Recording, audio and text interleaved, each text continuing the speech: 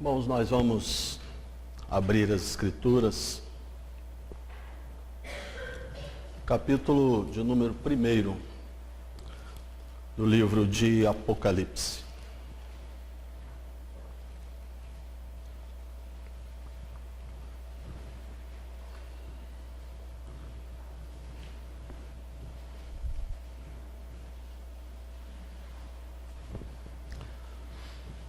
A palavra de Deus nos diz assim: revelação de Jesus Cristo, que Deus lhe deu para mostrar aos seus servos as coisas que em breve devem acontecer, e que ele, enviando por intermédio do seu anjo, notificou ao seu servo João, o qual atestou a palavra de Deus e o testemunho de Jesus Cristo quanto a tudo o que viu. Bem-aventurados aqueles que leem e aqueles que ouvem as palavras da profecia e guardam as coisas nela escritas, pois o tempo está próximo. João, às 7 igrejas que se encontram na Ásia, graça e paz a vós outros da parte daquele que é, que era e que há de vir, da parte dos 7 espíritos que se acham diante do trono e da parte de Jesus Cristo, a fiel testemunha, o primogênito dos mortos e o soberano dos reis da terra. Aquele que nos ama e pelo seu sangue nos libertou de nossos pecados e nos constituiu reino e sacerdotes para o seu Deus e Pai. A ele a glória, o domínio pelos séculos dos séculos. Amém. Eis que vem com as nuvens e todo olho verá, até quantos traspassaram, e todas as tribos da terra se lamentarão sobre ele, certamente. Amém. Eu sou o Alfa e o Ômega, diz o Senhor Deus, aquele que é, que era e que há de vir, o Todo-Poderoso. Eu, João, irmão vosso e companheiro na tribulação, no reino e na perseverança em Jesus, achei-me na ilha chamada Patmos, por causa da palavra de Deus e do testemunho de Jesus. Achei-me espírito no dia do Senhor e ouvi por trás de mim grande voz como de trombeta dizendo: o que vês, escreve em livro e manda às 7 igrejas: Éfeso, Esmirna, Pérgamo, Tiatira, Sardes, Filadélfia e Laodiceia. Voltei-me para ver com quem falava comigo, e voltado vi 7 candeeiros de ouro, e no meio dos candeeiros um semelhante a filho de homem, com vestes talares e cingido à altura do peito com uma cinta de ouro. A sua cabeça e cabelos eram brancos como a alva lã, como neve os olhos, como chama de fogo. Os pés semelhantes ao bronze polido, como que refinado numa fornalha. A voz, como voz de muitas águas. Tinha na mão direita 7 estrelas, e da boca saía-lhe uma afiada espada de 2 gumes. O seu rosto brilhava como o sol na sua força. Quando o vi, caí a seus pés como morto. Porém, ele pôs sobre mim a mão direita, dizendo: não temas, eu sou o primeiro e o último. E aquele que vive, estive morto, mas eis que estou vivo pelos séculos dos séculos, e tenho as chaves da morte e do inferno. Escreve, pois, as coisas que viste, e as coisas que são, e as que hão de acontecer depois destas. Quanto ao mistério das 7 estrelas que viste na minha mão direita e aos 7 candeeiros de ouro, as 7 estrelas são os anjos das 7 igrejas, e os 7 candeeiros são as 7 igrejas. Nossa oração é a oração do salmista. Desvenda os nossos olhos para que contemplemos as maravilhas da sua lei.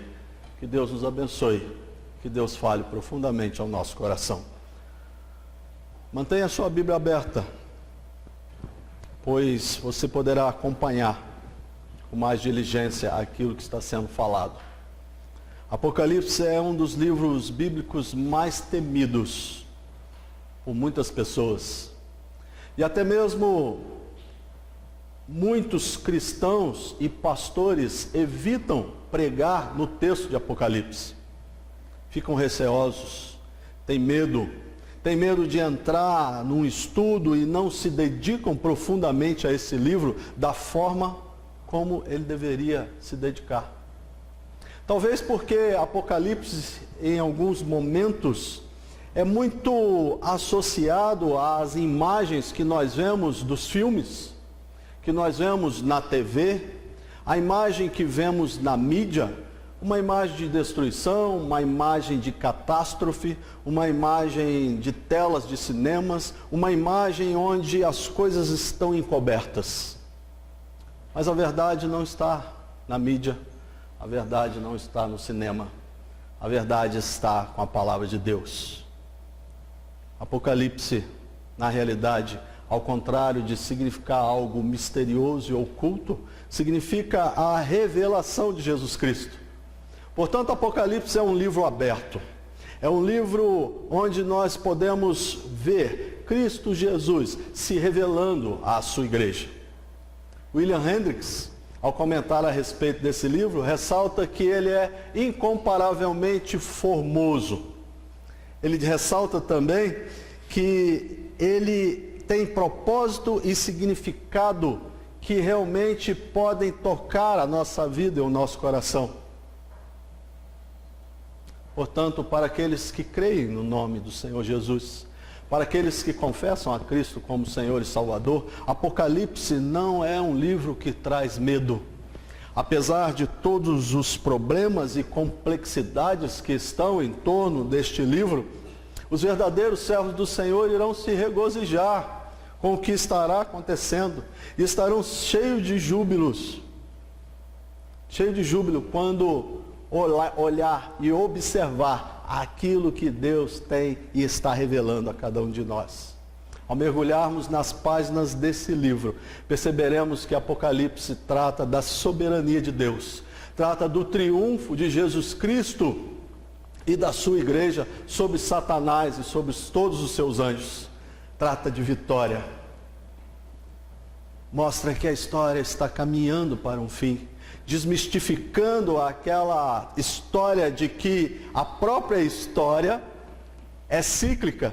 Não. A história caminha para um fim, a história caminha para um destino, onde todos os homens estarão diante de Deus, onde todos os homens terão que prestar contas diante do Cordeiro que foi morto, mas que está vivo. E assim, veremos neste livro a vitória completa e cabal do Filho de Deus, de Jesus. Lendo este livro detalhadamente, você vai perceber que Cristo Jesus está no centro de toda a exposição. O propósito do livro de Apocalipse é confortar a igreja perseguida, ou as 7 igrejas perseguidas lá na Ásia Menor. Sem dúvida, esse conforto advém da majestade de Cristo Jesus, que é narrada em cada instante, principalmente nos capítulos 19 e capítulo 20, Jesus avançando como um guerreiro, Jesus avançando como alguém que está indo por uma vitória certa. Nesse primeiro capítulo, irmãos, nós veremos pelo menos 3 coisas. Primeiro, Deus revela alguns dos seus planos para o futuro. Em segundo lugar, quero mostrar aos irmãos que Deus está consolando a sua igreja através das palavras desse livro. E por último, Deus apresenta a glória do nosso Redentor.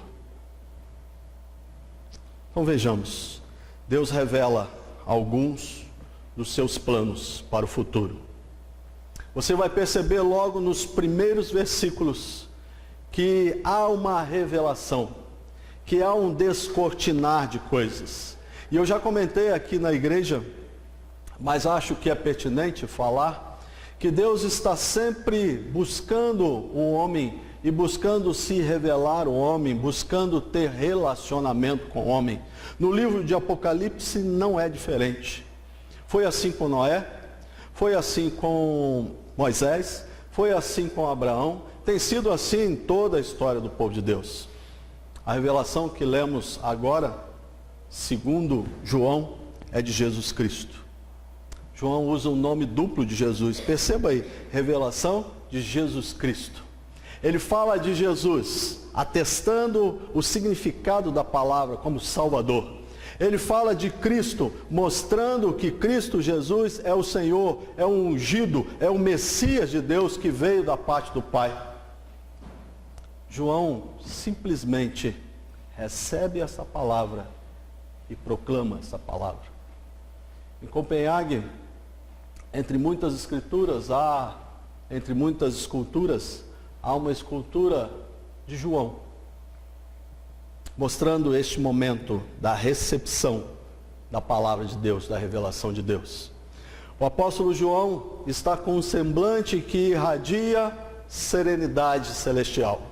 O apóstolo João tem em sua mão uma pena, e ele tem logo à frente um papel, mas ele não toca essa pena. Na escultura ele não toca nesta pena, demonstrando que ele só tocará esta pena até que algo do céu seja revelado. Tudo que está em Apocalipse veio da parte do Senhor. A igreja passava por dificuldade, a igreja passava por perseguição. E sabe, irmãos, as coisas neste mundo podem ficar difíceis. As coisas neste mundo podem ficar com muitas questões que irão mexer com a nossa vida espiritual. Mas a segurança de Apocalipse é que Deus está no controle da história e que não há nada que Deus faça e que Deus está guiando a sua igreja para um rumo certo, para a Nova Jerusalém. No verso 3 você pode observar o que João diz: bem-aventurados aqueles que leem e aqueles que ouvem as palavras da profecia e guardam as coisas nelas escritas, porque o tempo está próximo. Esta é a primeira das 7 bem-aventuranças que estão no livro de Apocalipse. Nós poderíamos relembrar algumas delas, como por exemplo Apocalipse 14, versículo 13, que diz: bem-aventurados os mortos que desde agora morrem no Senhor. Ou Apocalipse 20, versículo 6, bem-aventurado e santo é aquele que faz parte da primeira ressurreição. Ou ainda 22, 14, bem-aventurados aqueles que lavam as suas vestiduras no sangue do Cordeiro. A palavra bem-aventurado, como você bem sabe, comumente é traduzida como feliz. Mas bem-aventurança significa muito mais do que felicidade. Significa que Deus é o ser do qual flui todas as coisas, flui todas as bênçãos, flui todas as coisas e as necessidades que nós carecemos. As bênçãos do Senhor repousam sobre aqueles que leem. E naquela época a palavra era lida em voz alta. Aqueles que leem em voz alta recebem a bênção do Senhor. Aqueles que ouvem no sentido de prestar atenção e considerar também são bem-aventurados. E bem-aventurados também são aqueles que guardam as profecias deste livro, que atendem essas palavras com reverência e obediência e as colocam em prática. João não enviou esse livro à igreja simplesmente para mostrar ou satisfazer a curiosidade dos seus membros, mas para encorajar, para fazer com que vidas fossem mudadas, para fazer com que a igreja se apresentasse pura diante do Senhor. E João acrescenta: pois o tempo está próximo. O tempo está próximo. O sentido aqui é de momento oportuno, o tempo de decisão. Jesus está voltando, e isso ocorrerá em um dia conveniente, em um dia próprio, em um dia já marcado na mente de Deus e no calendário de Deus, e providenciado e determinado conforme aquilo que Deus fará. Por isso nós precisamos estar atentos às profecias desse livro. Por isso nós precisamos aguardar a Cristo Jesus ansiosamente. Certamente você já se programou para uma viagem. E talvez você tenha ficado bastante ansioso com a viagem que viria.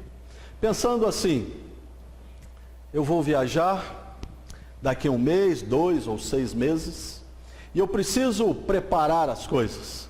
E eu preciso pensar em quais lugares eu vou estar. E eu preciso pensar com quem eu vou me relacionar naquela cidade ou naquele país. Eu preciso saber em que locais eu quero tirar fotos, aonde eu quero ir, aonde eu quero caminhar, os monumentos que eu quero conhecer. E toda uma expectativa desta viagem acontecia e enchia o seu coração enquanto você aguardava. O tempo está próximo. E nós precisamos aguardar a Cristo Jesus com ansiedade neste sentido, de querer a volta de Jesus, de querer que Ele retorne para nós, de planejar isto, de pensar nisto.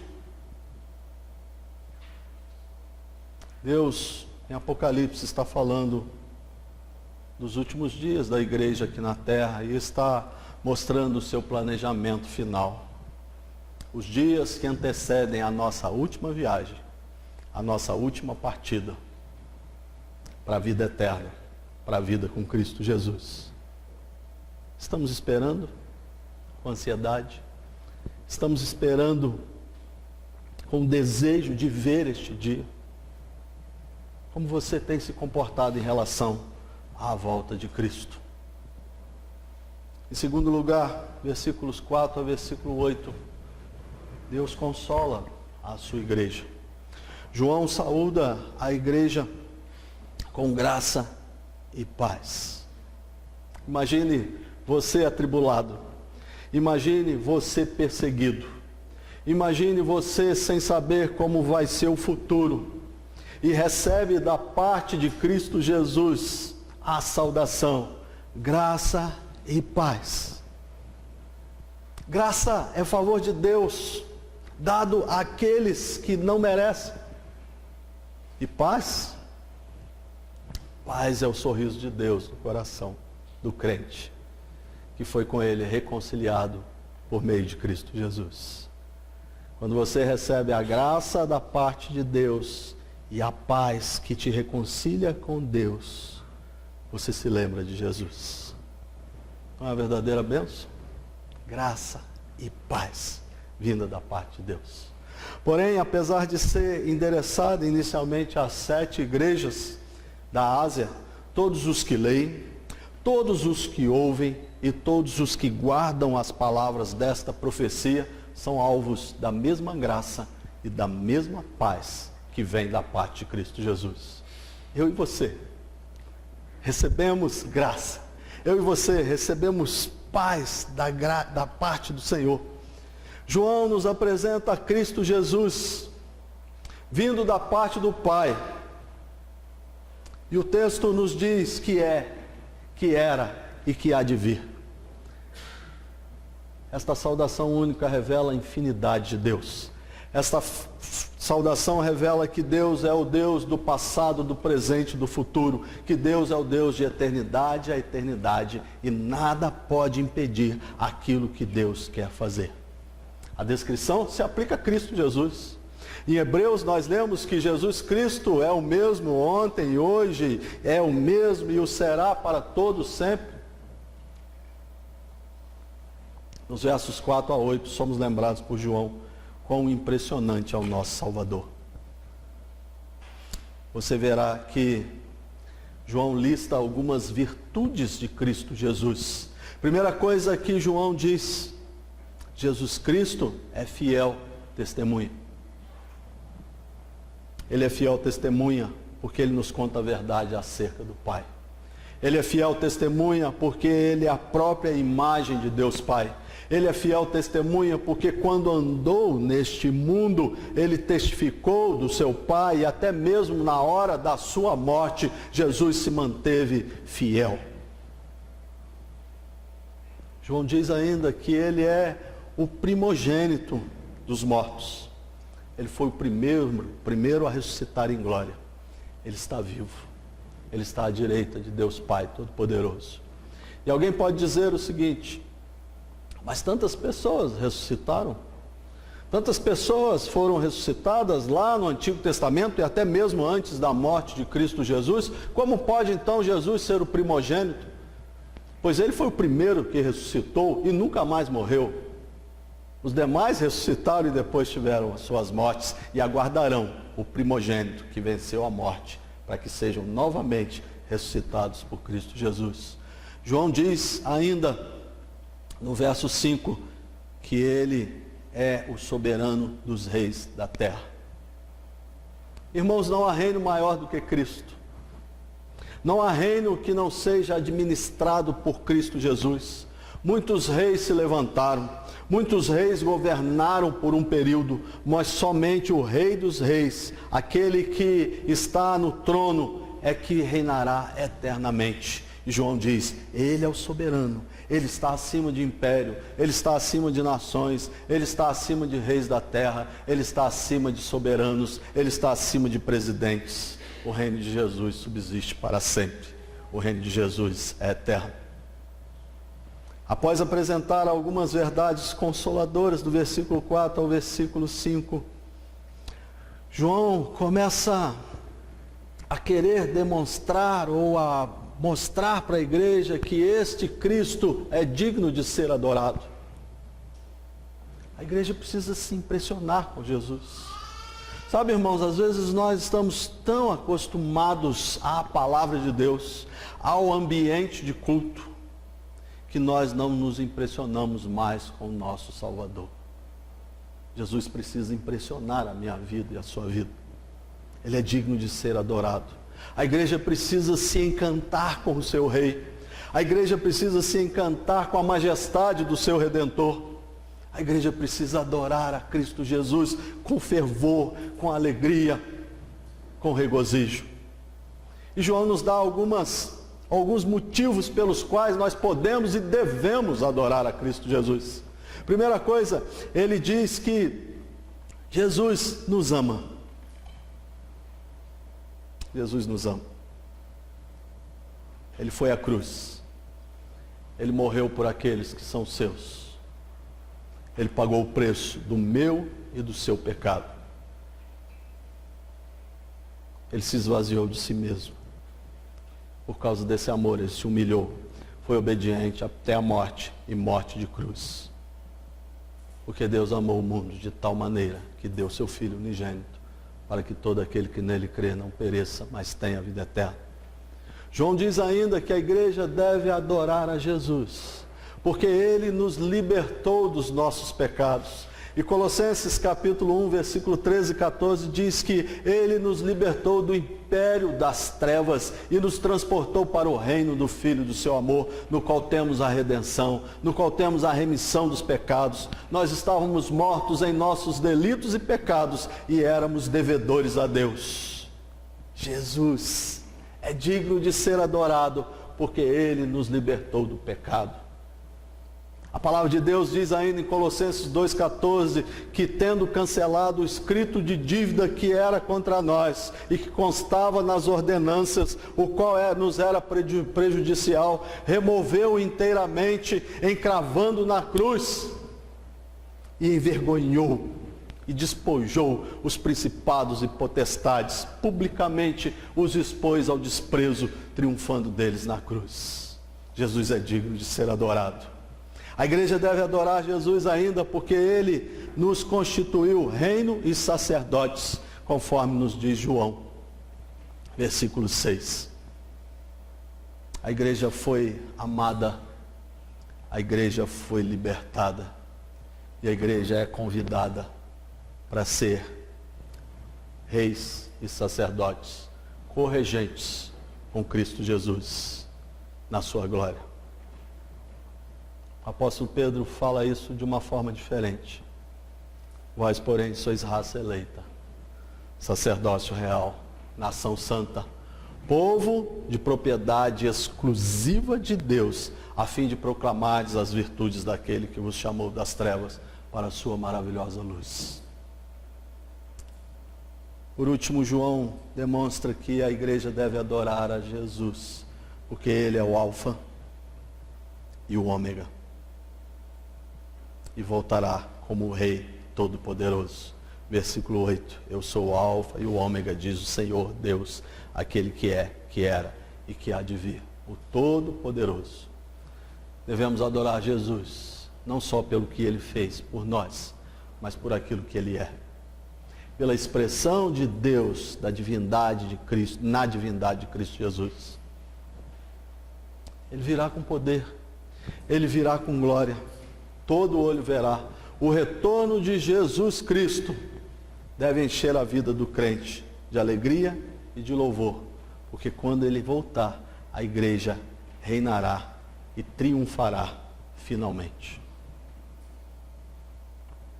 W.J. Grier, em seu livro O Maior de Todos os Acontecimentos, diz que na segunda vinda gloriosa de Jesus, as nuvens serão a sua carruagem.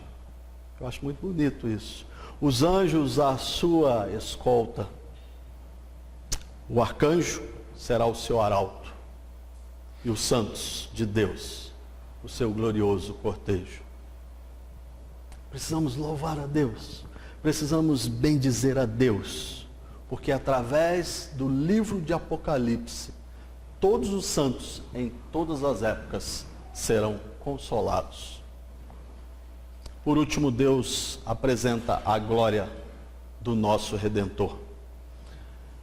Como dissemos, João estava em meio à tribulação, João estava preso em uma ilha, conforme está no versículo 9 em diante. E ele estava nessa situação por causa do testemunho que deu de Cristo Jesus.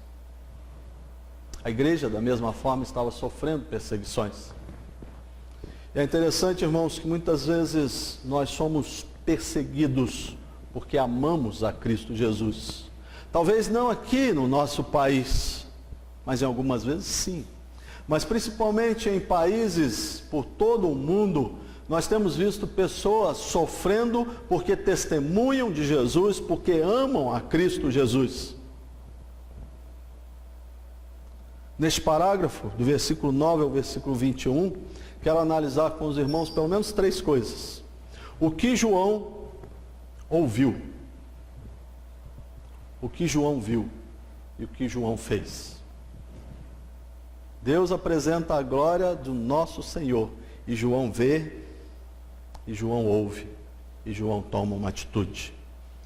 Versículo 9 a 10, 9 a 11, ele diz assim: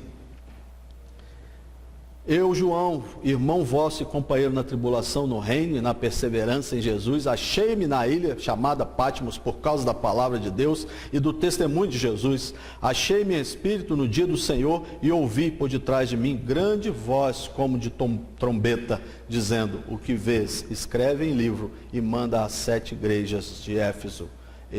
Em Éfeso, Esmirna, Pérgamo, Tiatira, Sardes, Filadélfia e Laodiceia. Ele ouviu grande voz, como de trombeta.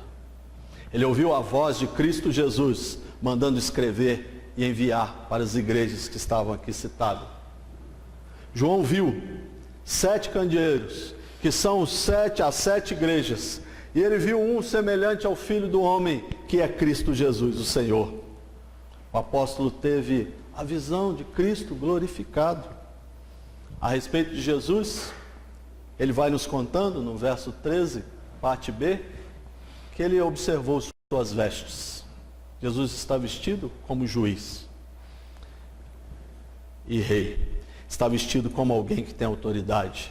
Está vestido como alguém que conduz, como alguém que reina, como alguém que está à frente de todas as coisas. A cabeça de Jesus, João observou que era alva, era símbolo de honra e transmitia a ideia de sabedoria e dignidade. Os olhos de Cristo, símbolos da onisciência, daquele que tudo vê, e do juiz que é capaz de julgar todas as coisas.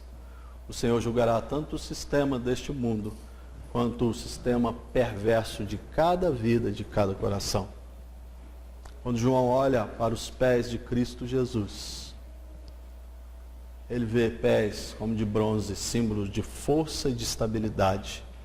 Fala daquele que colocará todos os inimigos debaixo do estrado dos seus pés. A voz de Cristo representava o poder de sua palavra e do julgamento. A última voz a ser ouvida será a voz de Cristo. E a voz de Cristo deve ser ouvida com atenção. Muitos naquele dia ouvirão: vinde benditos do meu Pai. Outros ouvirão: apartai-vos de mim, malditos. A mão de Cristo Jesus, a mão direita de Cristo Jesus, é símbolo pelo qual Ele age e governa. A história e a igreja estão nas mãos de Cristo Jesus. A sua vida e a minha vida está nas mãos de Cristo Jesus. Nós estamos seguros na mão de Cristo e ninguém pode arrebatar aquele que está salvo das mãos de Cristo Jesus. Na mão direita, Cristo Jesus, segundo o texto, tinha 7 estrelas, que são os anjos da igreja, mostrando que Cristo também, além de conduzir e reinar e dirigir e segurar cada vida, também conduz a sua igreja. A igreja de Cristo não está solta, a igreja de Cristo não está sem direção, a igreja de Cristo está dirigida e Cristo está reinando com mão forte sobre a igreja. A boca de Jesus sai uma espada de 2 gumes, que representa a palavra viva do Senhor. Mas essa palavra não é mais o Evangelho. Agora é uma palavra de juízo. Agora é uma palavra que mostra aos homens que Ele veio para julgar. Pela boca do Senhor Jesus, Ele julgará todas as pessoas. O rosto de Cristo Jesus, brilhando como um sol, mostra Cristo ressurreto, vitorioso.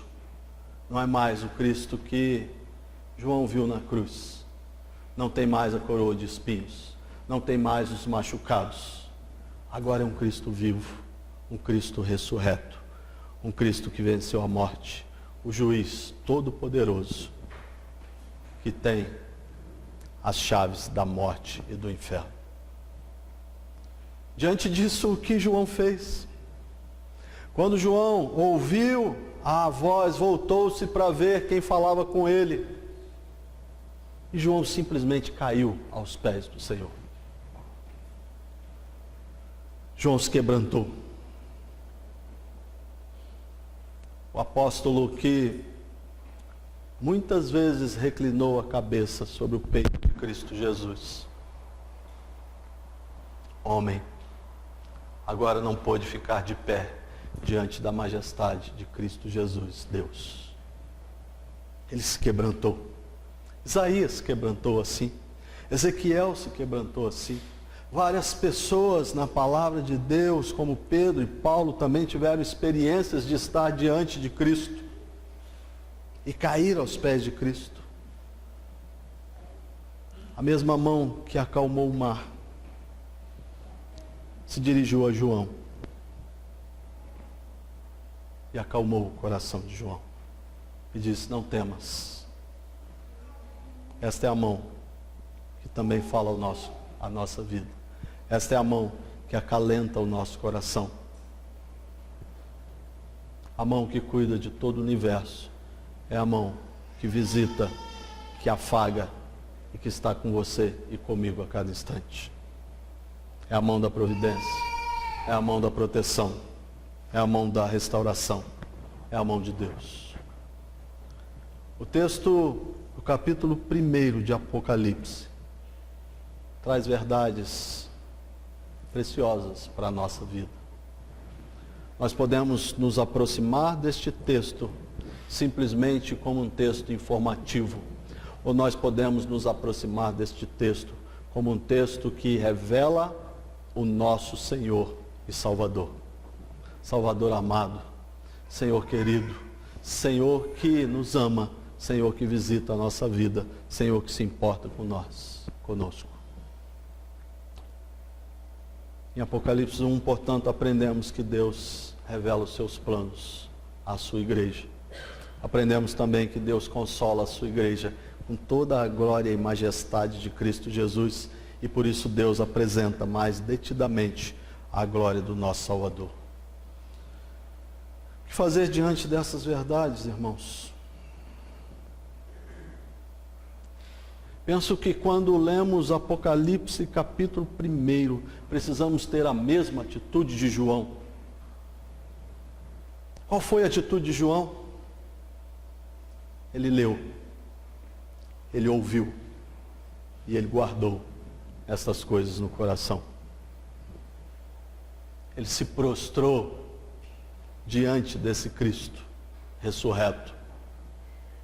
Ele temeu a este Senhor. Às vezes eu e você andamos tão despercebidos e não conseguimos visualizar esse Jesus majestoso. Quantas vezes a mídia nos mostra um Jesus fraco, um Jesus que não intervém, mas Apocalipse capítulo 1 nos mostra um Cristo vivo e ressurreto. Este capítulo também nos estimula a buscar mais a Deus, a termos mais santificação diante desse Cristo. Ele é o Cristo que tudo vê, Ele é o Cristo que tudo sabe, Ele é o Cristo que visita a sua vida, que caminha com você, que anda com você. E você tem andado como diante dele? Como está a sua vida de comunhão com esse Cristo, com esse Senhor? O livro de Apocalipse nos mostra o quão iminente é a vinda de Cristo e o quanto nós precisamos andar em santificação e dependência desse Senhor para sermos encontrados, como diz o apóstolo Pedro, santos e irrepreensíveis, quando ele voltar. Diante das verdades que ouvimos, nós também precisamos anunciar esse Cristo. Você fala de Jesus? Você compartilha Jesus? Você diz que Ele está vivo, você diz que Ele está ressurreto, você diz que Ele está reinando, que Ele é todo poderoso, que Ele é capaz de todas as coisas.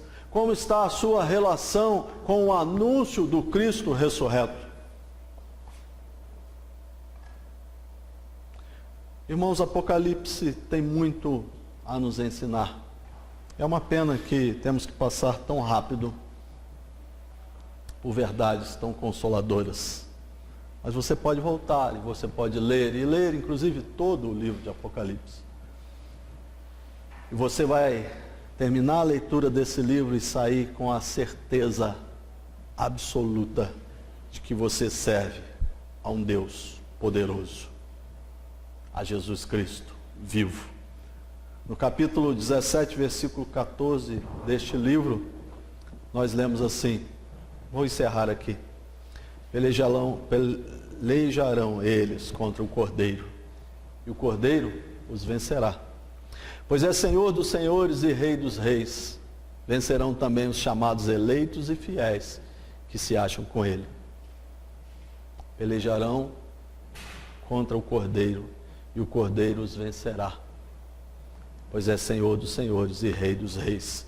Vencerão também os chamados eleitos e fiéis que se acham com ele. Ele é vencedor. Se você for encontrado com ele, você também vencerá. Se você ainda não tem a Cristo Jesus como seu Senhor e Salvador, você pode abraçá-lo, porque ele te convida, porque ele te chama a uma vida nova. Irmão, o mundo te torna um perdedor, mas Cristo Jesus te torna um vencedor. Não faça uma troca do que é melhor pelo pior. Ande com Cristo. Viva uma vida de santidade. Vive uma vida de adoração e de louvor a Deus. Deposite sua vida nas mãos de Jesus Cristo, Redentor. Viva intensamente, mas viva como se Jesus estivesse voltando no próximo minuto. Ele certamente visitará a sua vida e o seu coração. Vamos orar mais uma vez. É verdade, Senhor, que nós vemos a glória, a majestade do Senhor neste primeiro capítulo de Apocalipse. Mas é verdade que muitas vezes, como povo de Deus, como igreja do Senhor, nós não andamos em novidade de vida, glorificando e exaltando ao Senhor, que é merecedor de toda a honra, de toda a glória. Que sejamos despertados a adorar o Rei dos Reis. Que sejamos despertados a viver uma vida de santidade, de louvor, uma vida de alegria, que possamos desfrutar das bênçãos do nosso Senhor, mas que possamos desfrutar, acima de tudo, daquilo que Ele é. Louvado seja o Senhor pela revelação de Cristo Jesus como Senhor Todo-Poderoso. E nós te louvamos, ó Deus, porque temos acesso ao Senhor através de Cristo Jesus, o nosso Salvador. Consola-nos, fala ao nosso coração, ilumina a nossa vida, para que possamos levar a sério a Tua palavra e as verdades que nela estão reveladas. É a nossa oração como igreja do Senhor, é a nossa oração como povo do Senhor, em Cristo Jesus, o nosso Senhor Todo-Poderoso e Eterno. Amém. Nós vamos louvar a Deus.